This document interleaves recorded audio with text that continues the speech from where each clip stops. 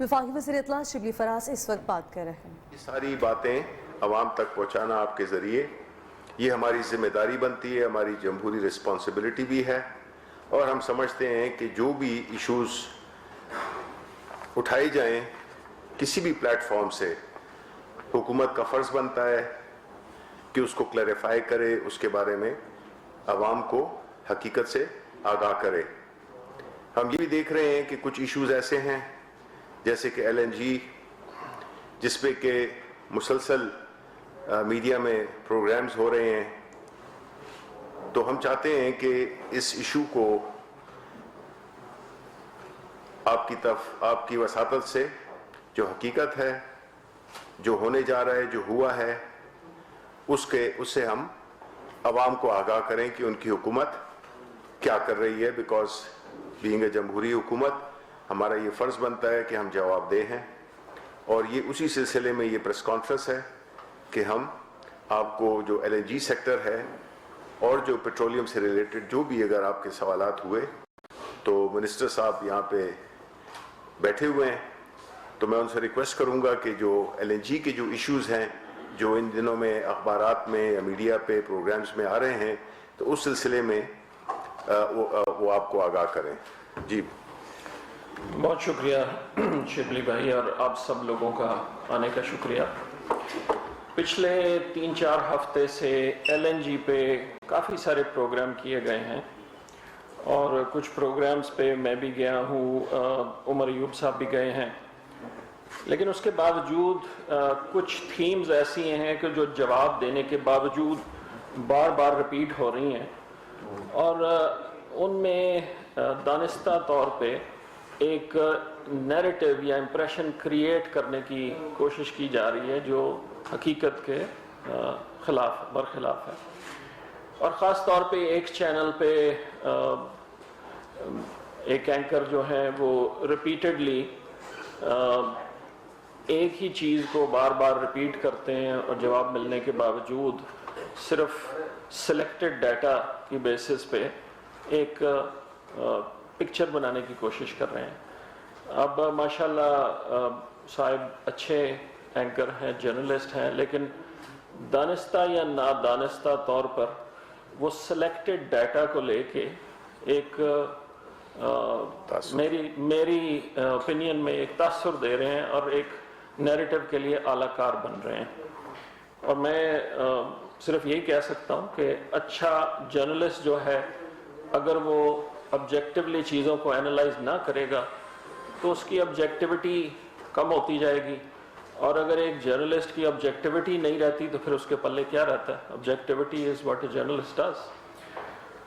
تو میں آج چاہوں گا یہ کہ کچھ حقائق آپ کے سامنے پیش کر دوں، اور پھر چند سوالات جو بار بار اٹھائے جا رہے ہیں ان کے جواب میں کئی دفعہ پہلے بھی دے چکا ہوں، لیکن آج دوبارہ دے دیتا ہوں، اور آخر پہ 2-3 اور پیٹرولیم سیکٹر سے ریلیٹڈ چیزیں، ان پہ بھی میں چند جملے کہوں گا، اور پھر جو آپ لوگوں کے سوال جواب ہوں گے۔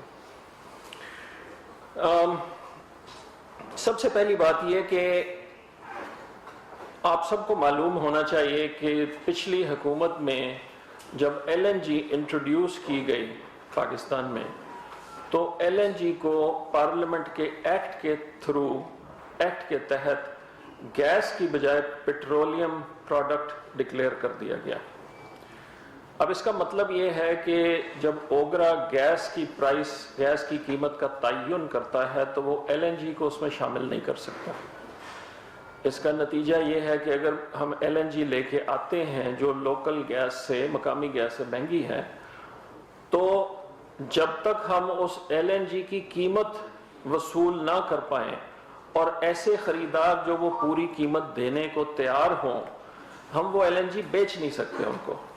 مثلا آج ایل این جی کی قیمت تقریباً 1100-1150 روپے پر ملین بی ٹی یو بنتی ہے، لیکن یہی اگر مقامی گیس ہو تو اس کی اوسط قیمت تقریباً اس سے آدھی ہے۔ یہ جو پچھلی حکومت نے بات کی، یہ جو ایک قانون بنایا، اس کے پیچھے کیا عوامل تھے وہ پھر کبھی بات کر لیں گے، لیکن اس کا ایک اسپیسیفک مطلب ہے جو ہمارے اینکر صاحبان اور خاص طور پہ جس کا میں ذکر کر رہا تھا، وہ اس چیز کو جانتے بوجھتے اگنور کر رہے ہیں۔ اب وہ اس کو ایسے دیکھ رہے ہیں کہ جی ایل این جی کو گاجر مولی ہے، میں کل جا کے بازار سے لے آؤں، پرسوں میں کسی کو بیچ دوں گا۔ جو خریدار دگنی قیمت دینے کو تیار ہے میں اسی کو بیچ سکتا ہوں نا۔ میں اگر ایل این جی فالتو لے آؤں اور لوگ وہ قیمت دینے کو تیار نہ ہوں تو میں اس ایل این جی کو ہوا میں چھوڑوں۔ ایک شپ ایل این جی کی $25 ملین کی ہے۔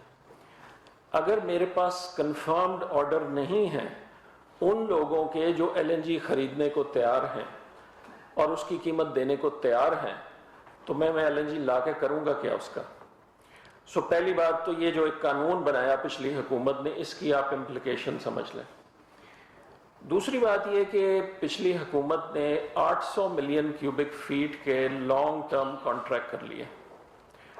اب اس کا مطلب ہے کہ اگر میں نے کوئی ایل این جی آج خریدنی ہے تو جب تک میں پہلے وہ 800 بیچ نہیں لوں گا، میں اگر کوئی اور خریدتا ہوں جو اس 800 سے اوپر ہے تو میں پھر اس مخمسے میں ہوں کہ میں اس فالتو ایل این جی کا کیا کروں۔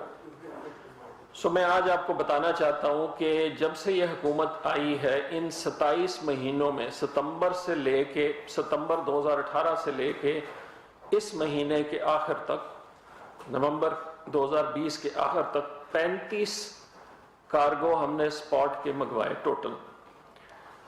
لیکن میں آپ کو اس سے زیادہ امپورٹنٹ بات یہ بتانا چاہتا ہوں کہ ان 27 مہینوں میں 9 مہینے ایسے تھے کہ جہاں ہماری total sale L N G کی 800 یا 800 سے تھوڑا کم تھی۔ اگر میں فالتو ایل این جی لے آؤں تو میں ان 1/3 مہینوں میں کیا کروں اس ایل این جی کا؟ میں اس کو ہوا میں چھوڑوں، 1100 کی منگوا کے 150 روپے پہ بیچوں؟ میں کیا کروں اس کا؟ سرکولر ڈیٹ کریٹ کروں؟ قانوناً میرے پاس کوئی راستہ نہیں چھوڑا پریویس گورنمنٹ نے ان دو چیزوں کے بعد۔ اب ان دونوں کو آپ تناظر میں رکھیں اور پھر ایک سوال کہا جاتا ہے کہ جی آپ نے نئے کانٹریکٹ کیوں نہیں سائن کیے؟ قیمتیں تو بہت گر گئی تھی۔ آپ پریویس گورنمنٹ کو کرٹیسائز کرتے ہیں کہ جی بہت مہنگی ایل این جی لے آئے، تو آپ نے کیا کیا؟ چلے میں آپ کو بتا دیتا ہوں ہم نے کیا کیا۔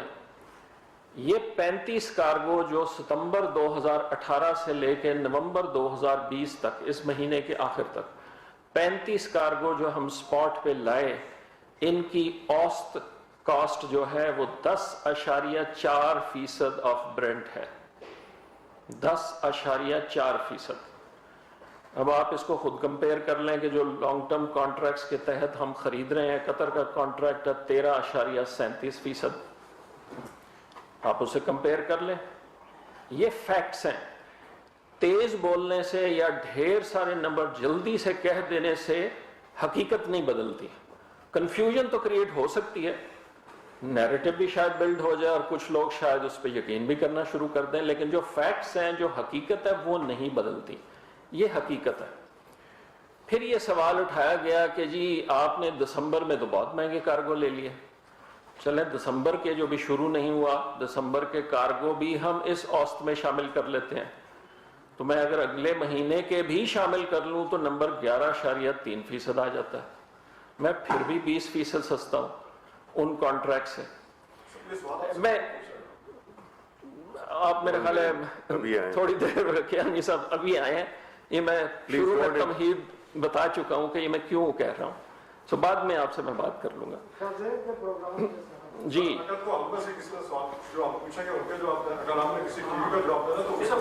نہیں وہ بات نہیں، وہ بات نہیں وہ نہیں ایسی بات نہیں ہے۔ دیکھیں ایک سیکنڈ، نہیں خلیق خلیق میری بات سنیں۔ میں نے شاہ زیب کا نام نہیں لیا تھا، میں نے یہ کہا کہ کچھ سوال بار بار میڈیا میں اٹھائے جا رہے ہیں اور ان میں سے کچھ ایسی تھیمز ہیں جن کا میں جواب دینا چاہوں گا۔ میں نے یہ سٹارٹ کر دیا، ٹھیک ہے؟ بھائی نے شاہ زیب کا نام لے لیا، لیکن مجھے 10 منٹ دے دیں، یہ ساری چیزیں میں ایکسپلین کر دوں، اس کے بعد جو جس کا سوال ہوگا میں اسے خوشی سے جواب دوں گا، ایسی کوئی بات نہیں۔ کیونکہ یہ سوال چلے اگر ایک اینکر نے نہیں اٹھائے، पब्लिक ने किसी को सुना है, पब्लिक भी उठाती है, इसलिए मैं इन चीजों का जवाब देना चाहूंगा। फिर एक सवाल बहुत कॉमनली उठाया जाता है कि जी गर्मियों में जब इतनी सस्ती थी एलएनजी तो आपने ढेर सारी क्यों नहीं खरीद ली? और ये एक बड़ा कॉमन थीम है। तो इस पे एक बड़ा सिंपल जवाब है कि अगर हम ये समझते हैं कि गर्मियों में जब कीमत 10% ऑफ ब्रेंट चल रही थी तो हमें दिसंबर की भी खरीद लेनी चाहिए थी और वो हमें 10% ऑफ ब्रेंट पे मिल जाती, तो या तो हम समझते हैं कि बेचने वाले अहमक हैं कि उनको ये मालूम नहीं कि सर्दियों में कीमत बढ़ जाती है, या हम इतने नासमझ हैं। आप पिछले 10 साल का डाटा उठा के देख लें, ट्रेंड हमेशा ये होता है कि साल के कुछ महीनों में कीमत कम होती है, कुछ महीनों में कीमत ज्यादा होती है। That is the natural phenomenon. सो ये कहना कि जी इस महीने में एक महीना उठा लें और इसमें इतने की क्यों खरीदी गई, ये मुनासिब नहीं है। It Mrs the entire context. अच्छा जी, इसके बाद 2-3 और बातें मैं कह दूं जो अगेन बार बार आती हैं कि जी हुकूमत ने, पिछली हुकूमत ने तो 2 टर्मिनल लगा दिए, फौरन लगा दिए। इस हुकूमत ने अभी तक कोई टर्मिनल नहीं लगाया। क्यों नहीं लगाया? चलें ये भी बात कर लेते हैं। जो 2 टर्मिनल्स लगे उनकी 100% कैपेसिटी गवर्नमेंट ने गारंटी की हुई है और रोजाना के तकरीबन $500,000 रोजाना का उन्हें कैपेसिटी में फिक्स्ड पेमेंट देनी पड़ती है, चाहे वो चलें या ना चलें। इसका मतलब है कि साल के तकरीबन $170 मिलियन देने पड़ते हैं, वो जितना भी चलें। और मैंने आपको अभी बता दिया कि पिछले 27 महीने में 9 महीने ऐसे थे कि जिनमें हम 800 या 800 से कम पे थे। इसका मतलब है कि टर्मिनल फुल नहीं चलते सारा साल। सो अगर टर्मिनल फुल नहीं चलते सारा साल, कुछ महीनों में चलते हैं, कुछ में नहीं चलते, और मैं ये करूं कि जी गवर्नमेंट और 2-3 टर्मिनल लगा दे और उसी मोड में लगाए जैसे प्रीवियसली लगाए थे, तो उसका मतलब है कि हम और बर्डन कर दें, फाइनेंशियल ऑब्लिगेशंस हुकूमत पे डाल दें। सो इस हुकूमत ने क्या किया? इस हुकूमत ने कहा जी कि प्राइवेट सेक्टर में जो टर्मिनल लगाना चाहता है लगाए, गवर्नमेंट उसको कोई परचेज कमिटमेंट नहीं देगी, गवर्नमेंट उसको ट्रांसमिशन कैपेसिटी देगी पाइप में, वो खुद अपनी एलएनजी लाए, खुद बेचे। इस मोड पे 2 कंपनियां बिल्कुल स्टेज पे पहुंच चुकी हैं। एक कंपनी अभी मैं इस मीटिंग में आने से पहले मुझसे मिल के गए और वो कह रहे हैं कि जी जनवरी में हम कंस्ट्रक्शन स्टार्ट कर रहे हैं, और दूसरी उसके चंद महीने बाद शुरू कर देगी। सो इस गवर्नमेंट ने क्या किया? इस गवर्नमेंट ने कहा कि हम टर्मिनल और लगवाना चाहते हैं, लेकिन हम एज गवर्नमेंट ये रिस्क नहीं लेंगे कि $500,000 अ डे हम पे करते रहें और टर्मिनल कितना यूज होता है इसका रिस्क भी हम उठाएं। ये मार्केट है, प्राइवेट सेक्टर है, उसका रिस्क खुद उठाना चाहिए। उसके बाद एक सवाल ये आया जी कराची, और ये भी कॉमन सवाल है कि कराची इलेक्ट्रिक को गर्मियों में तेल नहीं मिला या उसको एलएनजी दे दी गई, ये क्यों हुआ? अब आप सब लोगों को मालूम है कि कराची इलेक्ट्रिक का कई सालों से मसला चल रहा है, इस हुकूमत से पहले का चल रहा है, कि उनके बिजली के कॉन्ट्रैक्ट भी और उनके गैस के कॉन्ट्रैक्ट भी बहुत अरसे से एक्सपायर हुए हैं, और हम कराची को भी उसी तरह ट्रीट करना चाहते हैं। कराची के सिटीजन भी पाकिस्तानी सिटीजन हैं कि जितनी सपोर्ट हम दे सकते हैं हम दे रहे हैं। जब गर्मियों में उनके पास फ्यूल की शॉर्टेज आई, हमने उनको एलएनजी भी दी, हालांकि हमारा उनके साथ एलएनजी का कोई कॉन्ट्रैक्ट नहीं है। फिर ये कहा जाता है जी उनको तेल नहीं लाने दिया गया। हुकूमत की कोई जिम्मेदारी नहीं है उनको तेल देने की, वो किसी के थ्रू भी तेल खरीद सकते हैं, किसी से तेल ले सकते हैं। हुकूमत से उन्होंने कभी भी तेल नहीं लिया। वो तेल अमूमन पीएसओ से लेते हैं या और लोगों से भी लेते रहे हैं। पीएसओ कभी इंपोर्ट करता है, कभी लोकल रिफाइनरी से लेता है। सो ओगरा के 2016 के रूल्स में सेक्शन 35G के मुताबिक जब तक तमाम लोकल फ्यूल बिक ना जाए आप इंपोर्ट नहीं कर सकते। सो रिफाइनरीज के पास जितना तेल था वो प्रोवाइड किया गया, और उसके ऊपर जितना चाहिए था वो पीएसओ को कहा गया, उन्होंने इंपोर्ट किया। लेकिन ये अरेंजमेंट पीएसओ और कराची इलेक्ट्रिक का है, इसमें हुकूमत इस एग्रीमेंट का हिस्सा नहीं है। और लास्ट चीज जो मैं अगेन ये बार बार सवाल उठाया जाता है, ये बात कर दूं, वो ये कि जी फ्यूल ऑयल पे आरएफओ पे जनरेशन क्यों की गई इस साल? चले इस पे भी बात कर लेते हैं। 2 साल पहले बिजली की टोटल जनरेशन का 21% आरएफओ पे था।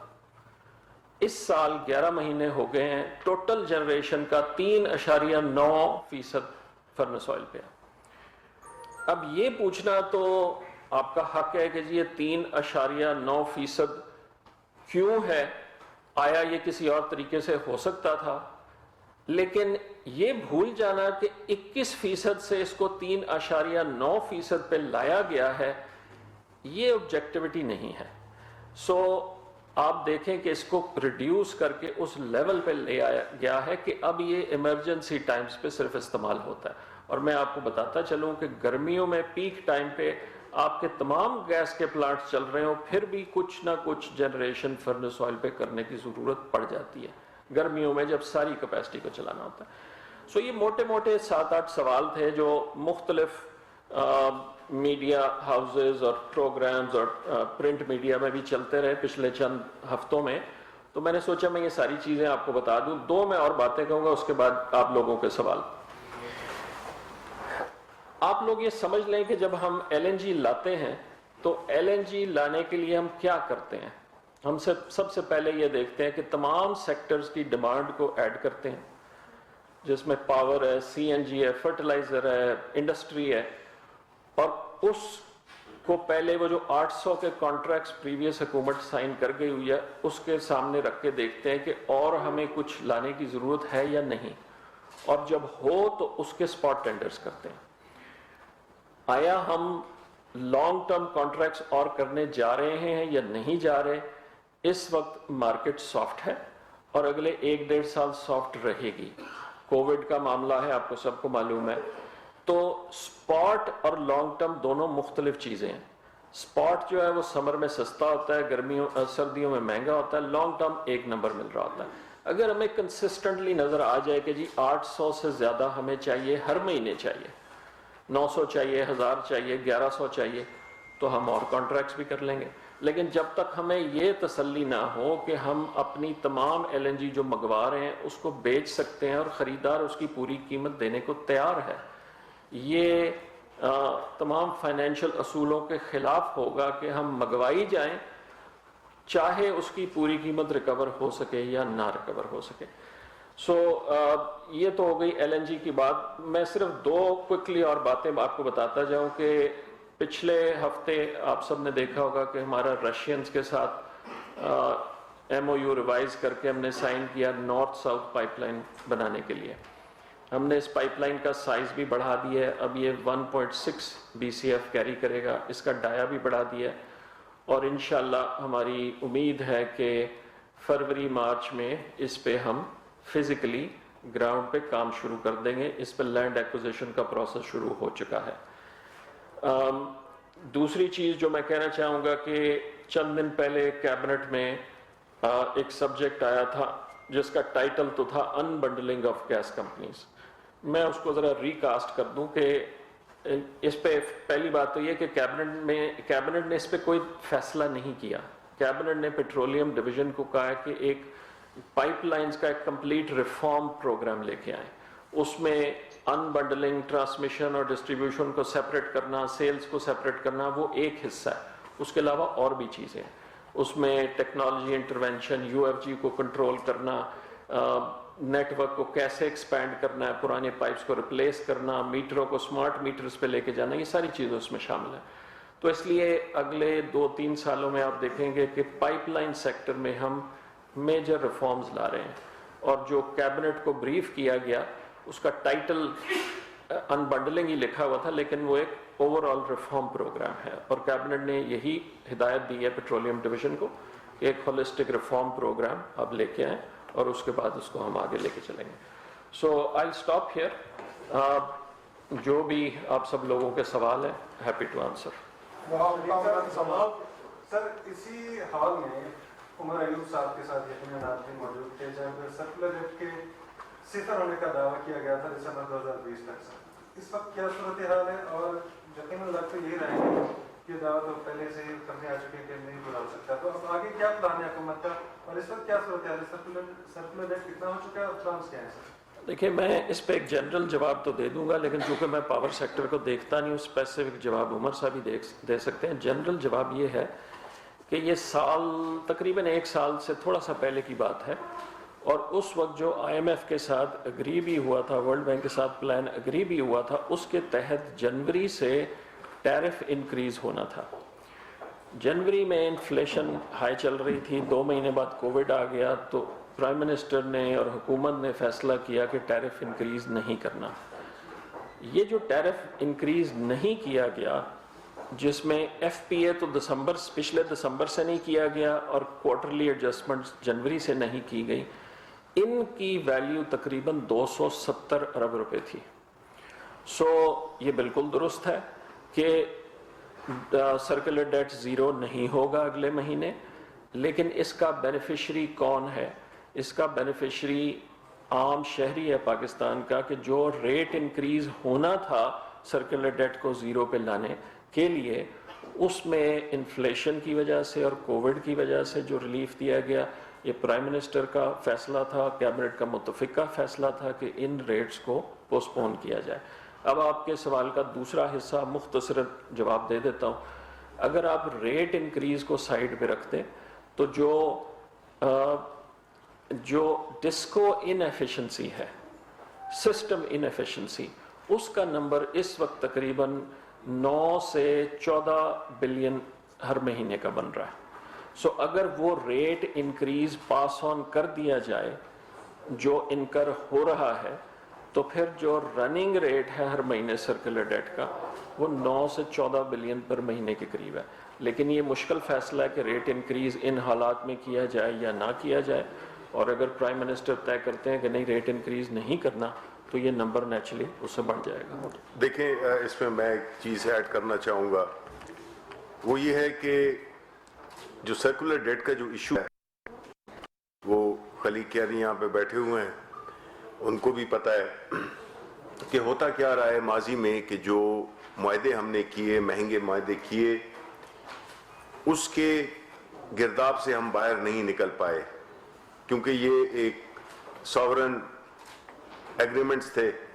اس کو یک طرفہ طور پہ نہ تو موڈیفائی کیا جا سکتا ہے اور نہ اس کو تبدیل کیا جا سکتا ہے۔ گو کہ ہماری حکومت نے ایک سٹیپ لیا ہے اور جتنے بھی IPPs ہیں ان کے ساتھ ایک بیسک لیول آف انڈرسٹینڈنگ پیدا کی ہے، جس سے کہ کچھ اس میں چینجز لائی جا سکتی ہیں، لیکن باہمی ایگریمنٹ کے ساتھ یہ ون سائیڈڈ ہو نہیں سکتا۔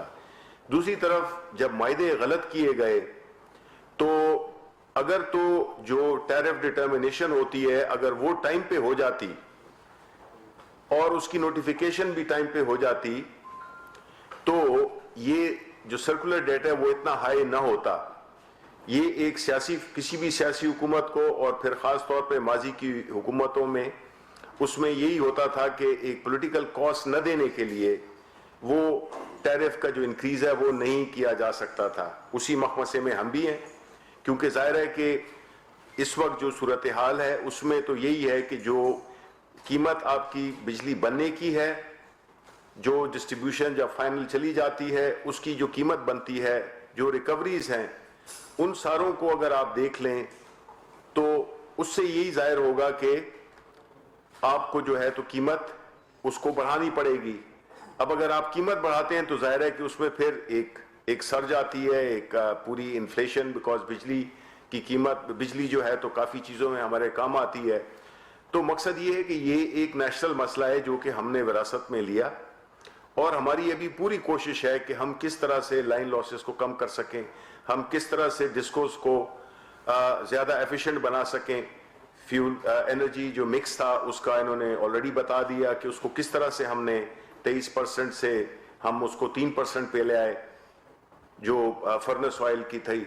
تو جو جس طریقے سے جو رینیوبل انرجی ہے اس کو جس طریقے سے ماضی کی، میں اس لیے یہ بات کر رہا ہوں بیکاز میں نے تھوڑا بہت کام کیا ہوا ہے سیکٹر میں، ریسرچ میں، مطلب ہے میرا انرجی اس سے کسی سے تعلق نہیں ہے، لیکن جو میں نے خود ایز اے پارلیمنٹیرین جو اس کمیٹی کا میں نے سربراہ تھا، اس میں مجھے یہی اندازہ ہوا کہ جو پچھلی حکومتیں تھیں کسی بھی وجہ سے رینیوبل انرجی کو بہت ہی न सिर्फ उनको उसको एक साइड लाइन किया गया बल्कि सारे रोड़े अटकाए गए रिन्यूएबल एनर्जी को इंट्रोड्यूस करने में, जिसकी वजह से चाहे वो बलूचिस्तान के आपके ट्यूबवेल्स का इशू हो या और जितनी भी अहम एक वो हैं हिस्से हैं इसके एनर्जी के जिसमें कि हमारा सर्कुलर डेट वो कंपाइल हो रहा है, तो उसको एड्रेस नहीं कर सके। तो इसमें बड़ी स्ट्रक्चरल चेंजेस चाहिए, इसमें डिस्ट्रीब्यूशन पे काम नहीं किया गया, इसमें ट्रांसमिशन पे काम नहीं किया गया, सिर्फ जनरेशन पे फोकस किया गया, जिसकी वजह से हमारे पास ओवर सप्लाई है अभी, लेकिन उसको जो तकसीमकारी है, जो उसको ट्रांसमिशन करनी है, उसकी जो तरसील है, वो एक हमारे लिए एक चैलेंज बनी हुई है, जिसकी वजह से हमें जो कैपेसिटी पेमेंट्स करनी पड़ती हैं वो उस बिजली की भी करनी करें। और हुकूमत ने जो अभी जो पैकेजेस दिए हैं ये भी उसी का एक सिलसिला है कि जिसमें कि हम वो जो सरप्लस बिजली है जो कि विंटर्स में, आपको ये भी पता है कि हमारी जो विंटर और समर की जो डिमांड है वो बड़ी एक्सट्रीम से जाती है, 25-26 हज़ार मेगावाट से लेकर और 5-5.5 तक नीचे तक विंटर्स में जाती है। तो जो कैपेसिटी पेमेंट्स हैं वो हमें देनी पड़ती हैं। तो इसके लिए प्राइम मिनिस्टर साहब ने अपने एडवाइजर्स के साथ ये एक पैकेज भी दिया है कि जिसमें कि हमको हमारी कोशिश है कि विंटर्स में भी हम इंसेंटिव्स दें जिससे कि बिजली की सेल बढ़ सके। ये